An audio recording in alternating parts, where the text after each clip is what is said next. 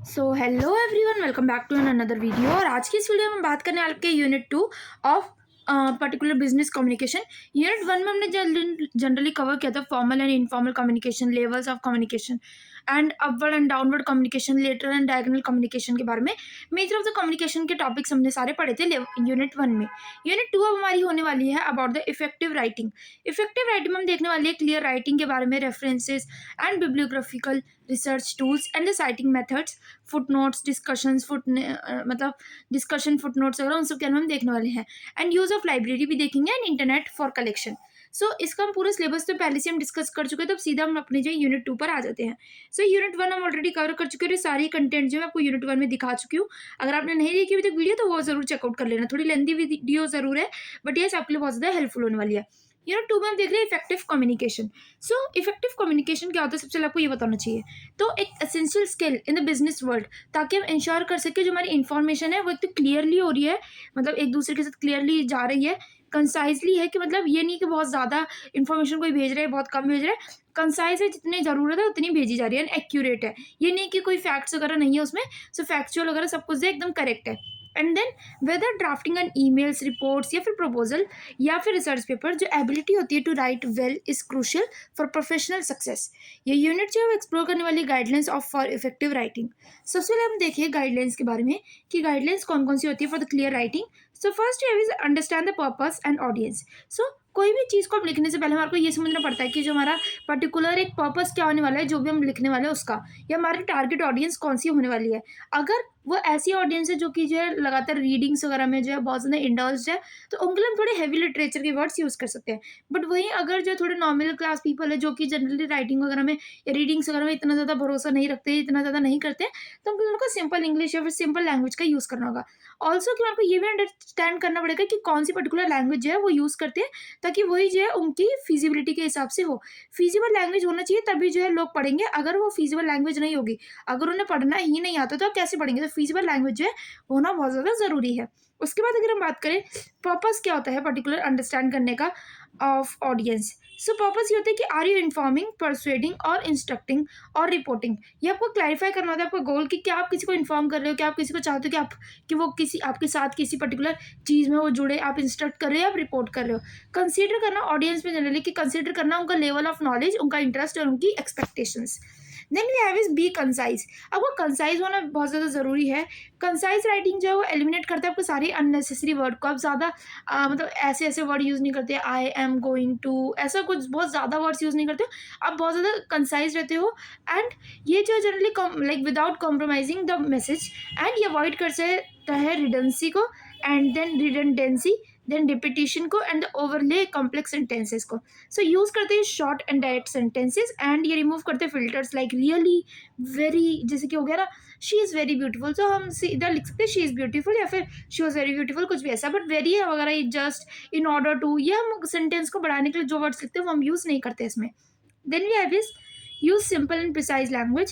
Simple language को जो है एनहेंस करती है आपकी कॉम्प्रिहेंशन को, एंड यूज़ करना वर्ड्स जो कि इजीली अंडरस्टूड हो, वो टारगेट करती है हमारी ऑडियंस को, avoiding the jargon and the technical terms unless necessary.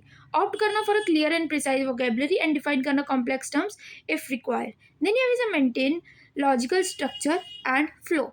तो अब हमारे को मेंटेन करना होता है लॉजिकल स्ट्रक्चर और फ्लो को। सो ऑर्गेनाइज करना राइटिंग को लॉजिकली, इंश्योर करना कि जो भी हमारे पैराग्राफ लिखे गए हैं और सेक्शन जो है वो फॉलो करते हैं, वो फ्लो करते हैं एक naturally from one idea to next.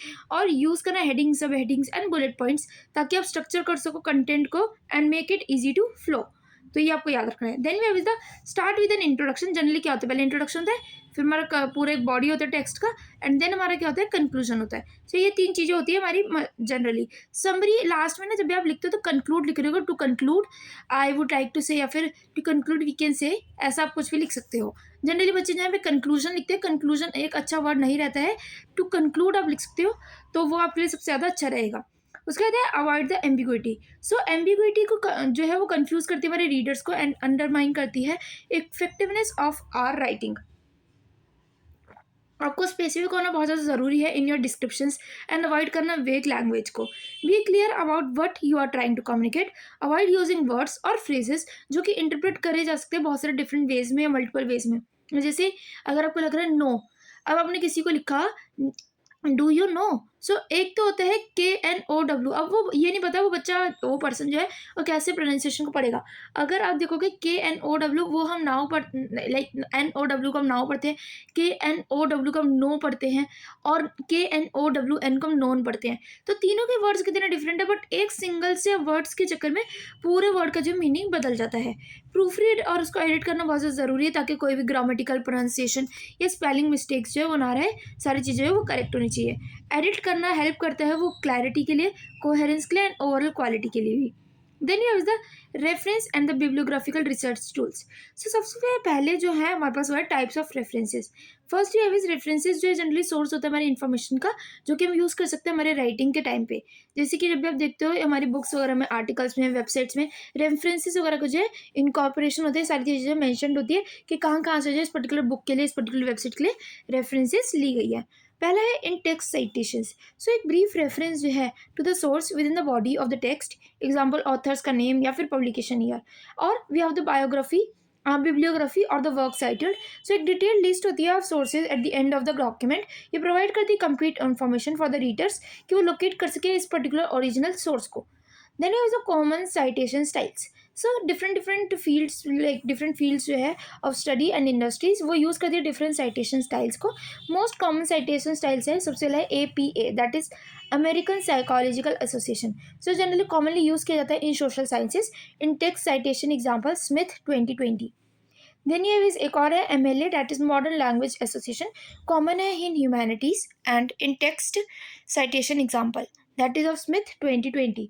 Then we have is Chicago, इसमें है ऑफन यूज़ की जाती है in history, business and the arts, और ये ऑफर करती है दो सिस्टम्स को, नोट्स एंड द बिब्लियोग्राफी और the author date style.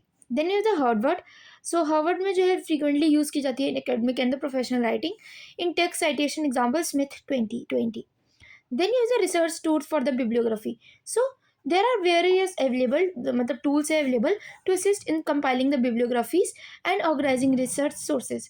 First we have EndNote. So एक reference management जो tool है वो help करती है organize करने में citation को and generate करती है हमारी bibliographies. Then you have Zotero.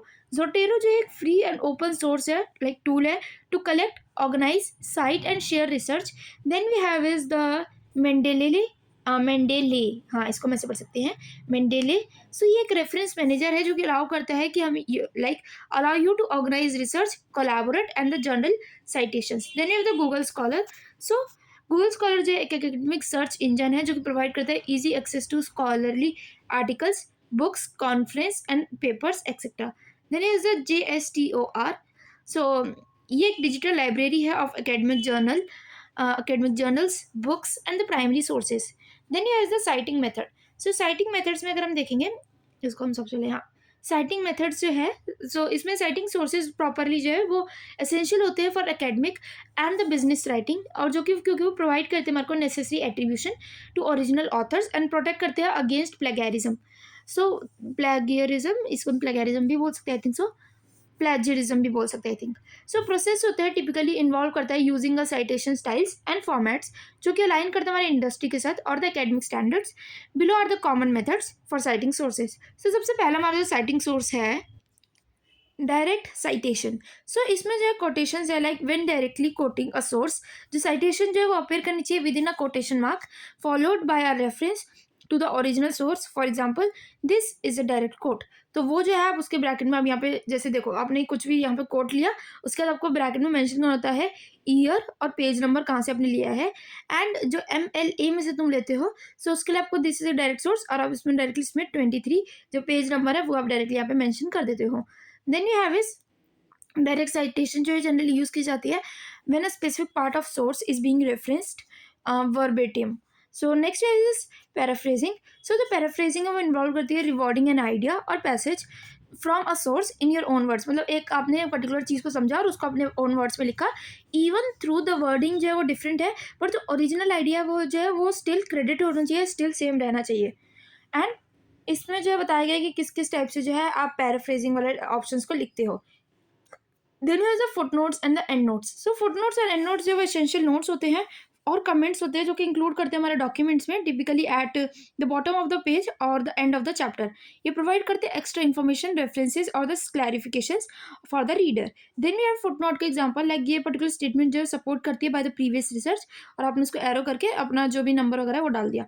या फिर स्मिथ जो है वो आर्ग्यू करते हैं, लाइक स्मिथ 2020, वो आर्ग्यू करते हैं डैट इफेक्टिवली राइटिंग एनहेंस करती है हमारी प्रोफेशनल कम्युनिकेशन को। So next we have is footnotes, जो है वो जनरली यूज किए जाते हैं इन हिस्टोरिकल, लीगल एंड और the businesses documents, business documents, जो कि इंक्लूड करते हैं हमारे साइटेशन इन्फॉर्मेशन और the supplementary explanation. Then we have is use of library and internet for collection, classification and the interpretation of data and information. So effective research involve करती है हमारी gathering data, classifying it and interpreting it in a way that supports your writing objectives. Both libraries and the internet जो है वो valuable resources है for collecting information.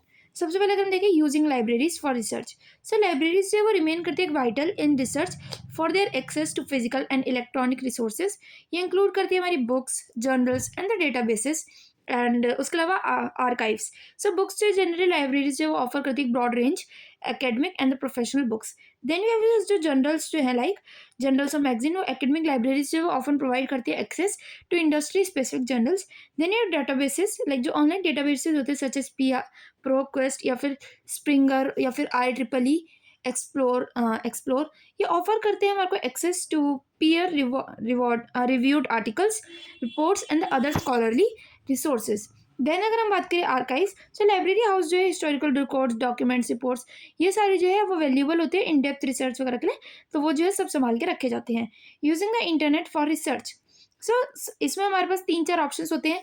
पहला हम use कर सकते हैं सर्च इंजन को, लाइक गूगल हो गया हमारे पास, या स्पेशलाइज्ड सर्च इंजन जो हमारे पास होते हैं जनरली, याहू वगैरह भी, उसमें आप सर्च इंजन को यूज़ कर सकते हो।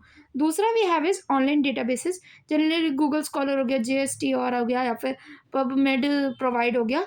ये लाइक पबमेड हो गया, ये प्रोवाइड करते हैं आपको access to academic research articles. Then we have is the government websites, official government websites जो है वो साइट करती है आपकी publish article, statics, reports and the laws, जो कि हाईली जो है रिलायबल सोर्सेज होते हैं। Then use industry website and blogs, website जो है वो रिलेटेड होती है to a specific industries, example marketing, finance और the particular like technology, often जो है फीचर करती है आपको relevant up to dated information को। Then we have is the classifying data, so data को क्लासीफाई करने का जो हमारा मेजर टॉपिक है, ये बहुत इंपॉर्टेंट टॉपिक रहता है आपके पेपर के लिए। सो क्लासिफाइंग डेटा, सो वंस जो हमारा डेटा होता है वो हम जब उसे कलेक्ट कर लेते हैं, तो जो क्लासिफिकेशन होती है हमारे डाटा की वो बहुत ज़्यादा इंपॉर्टेंट होती है। कैटेगराइज करना इन्फॉर्मेशन को by the themes, topics and the research questions. Then sort करना हमारे डेटा को based on relevance, credibility and the timelessness. Then there is annotating resources within the summaries and the critical evaluations. Then there is interpreting data and the information. So data interpretation जो वो involve करते हैं analyze करने के लिए information to draw conclusion और make recommendations. So सबसे पहले है analyzing patterns. सो पैटर्न्स को एनालाइज करना एंड ट्रेंड्स को इन डेटा वो बहुत इंपॉर्टेंट होता है। देन कंपेयर करना फाइंडिंग्स को विद द प्रीवियस रिसर्च और known theories, and then use synthesising the information to support your arguments और thesis. Then we have is about the conclusion now. So conclusion में अगर आप देखेंगे तो दैट इज कि इफेक्टिव राइटिंग जो है वो एक फंडामेंटल स्किल होती है इन बिजनेस कम्युनिकेशन, और ये फॉलो करती है guidelines for clear writing using appropriate citation methods and leveraging research tools. You can produce high quality work that is credible, professional and persuasive. So with this I am ending this video here only. Video informative और helpful होगी तो video को like कर देना और channel को कर लेना subscribe. Till then stay safe, all the best and thanks for watching, bye bye.